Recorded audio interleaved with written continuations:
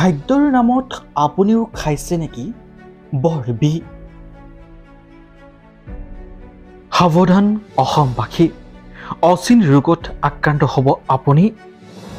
আমি সকলোৱে বজাৰত অতি সহজভাৱে উপলব্ধ সকলো শাক পাচলি কিনি আনি ঘৰতে অতি সুন্দৰকৈ ৰান্ধি খাওঁ, কিন্তু ই আমাৰ শৰীৰৰ বাবে অতি মাৰাত্মক।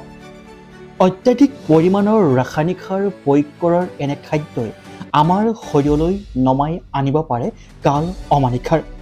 কিন্তু আমাৰ বাৰী চুকতে পোৱা এবিধ খাদ্য যাক আমি সকলোৱে অৱহেলা কৰোঁ, সেই খাদ্যবিধ আন একো নহয়, আমি সকলোৱে অৱহেলা কৰাৰ সেই খাদ্যবিধৰ নাম হৈছে ভাত কেৰেলা, যাৰ ইংৰাজী নাম হৈছে টিচেল গৰ্ড।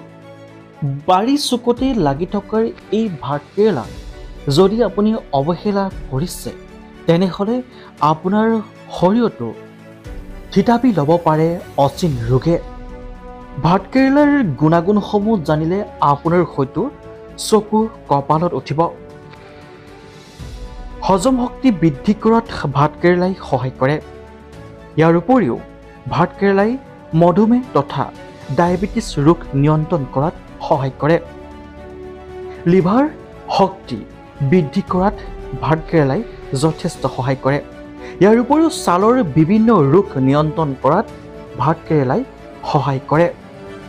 দৃষ্টিশক্তিৰ বৃদ্ধি কৰাৰ লগতে ৰোগ প্ৰতিৰোধ ক্ষমতাৰ বৃদ্ধি কৰাত ভাত কেৰেলাই যথেষ্ট ভূমিকা পালন কৰে।